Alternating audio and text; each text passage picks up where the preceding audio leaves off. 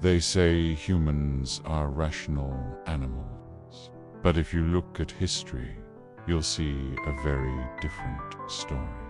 A story not of individual reason, but of mass emotion. A story that reveals a fundamental truth about our nature. Most people are not leaders. They are followers. They aren't wolves.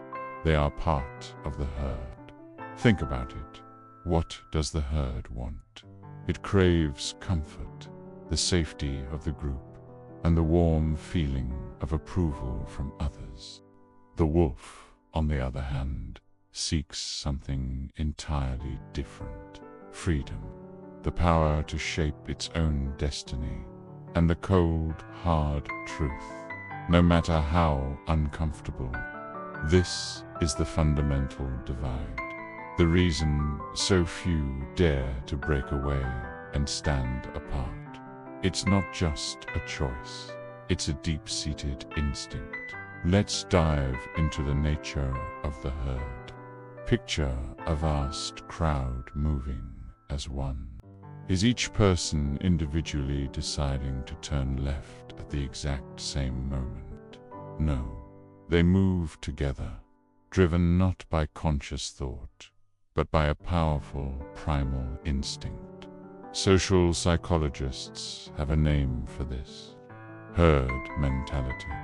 It's the tendency for our individual beliefs and behaviors to align with the group around us, often without us even realizing it. The philosopher Friedrich Nietzsche took this idea even further.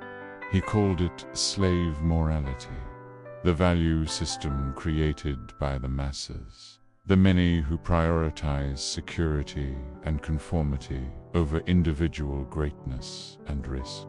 The herd, you see, isn't really searching for objective truths. What it's truly desperate for is a sense of belonging. Truth can be isolating. It can be dangerous. Belonging is warm. It's safe.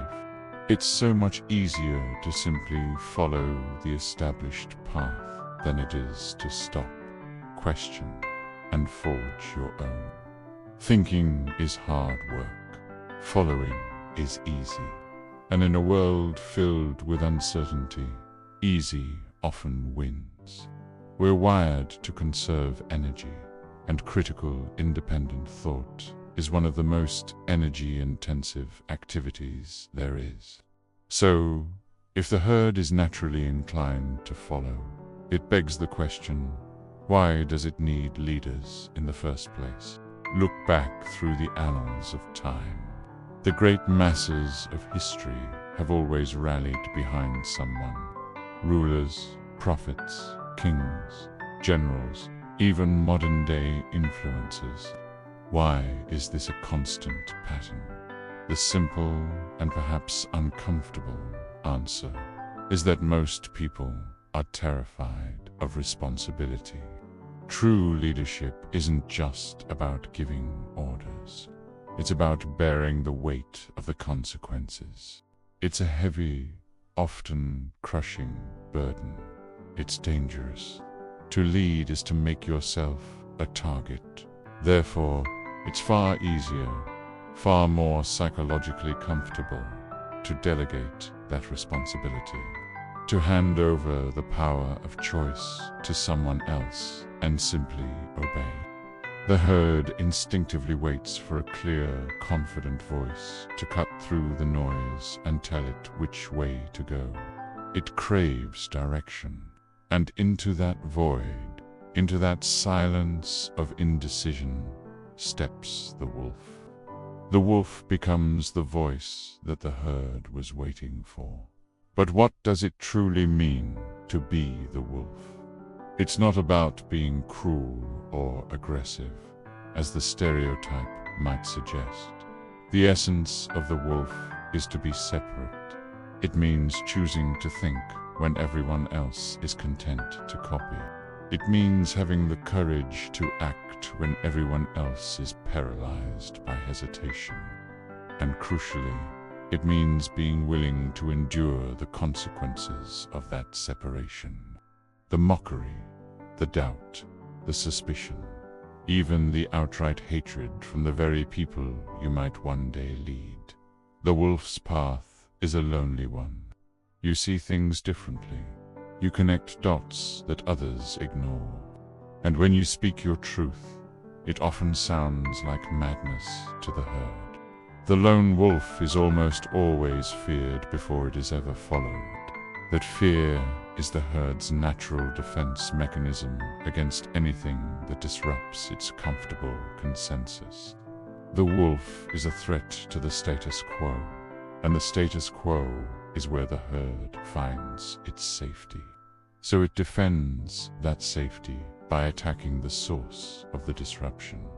This brings us to a fascinating paradox: the transformation of the wolf in the eyes of the herd. Every great leader, every revolutionary artist, every paradigm-shifting thinker in history started out as a wolf standing against the herd. Think of Socrates questioning the beliefs of Athens until they condemned him. Think of Galileo insisting the earth moved around the sun, an idea so blasphemous he was put under house arrest. Think of Nietzsche himself, whose ideas were so radical he was largely dismissed in his own lifetime. At first, they were all condemned. They were heretics, madmen, disruptors. But then, something strange happened. Slowly, over time, their once radical ideas began to seep into the collective consciousness. The mockery faded, replaced by curiosity, then acceptance, and finally, reverence. The very words that once got them condemned were later repeated by the herd as self-evident truth. This is the ultimate paradox of leadership. The herd mocks, condemns, and attacks the wolf, until eventually it turns around and follows him. The path of the wolf is vindicated by history, but rarely in the wolf's own time. The reward for their courage is often posthumous. They plant the seeds of trees whose shade they will never enjoy. They see the future, but they have to drag the present, kicking and screaming, towards it. So, this leaves us with a profound choice. A choice that every single one of us has to make, whether we do it consciously or not. Will you remain in the herd? It's a tempting offer. It's safe there. It's comfortable. You'll be accepted, and you'll never have to feel the chilling wind of isolation. You will be, for the most part, unseen. Or will you dare to step onto the path of the wolf? A path that is, by its very nature, solitary. You will be misunderstood, perhaps even hunted, but you will be free. Free to think your own thoughts, free to follow your own compass, free to live by your own values. Because in every generation, the future of the world is not decided by the herd. The world doesn't belong to the comfortable majority. It belongs to the few wolves who have the courage to lead it. The ones who dare to see what could be instead of just what is.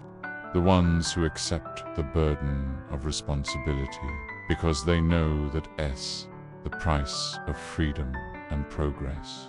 The choice is yours. Which are you, a part of the herd or a wolf? Let me know your honest answer in the comments below. I'll be reading every single reply. And if you seek more of this kind of thinking, ideas on power, psychology, bend philosophy that challenge the conventional narrative, make sure you subscribe now and turn on notifications. The great game of life has already begun, and you need to decide which role you're going to play. Thanks for watching.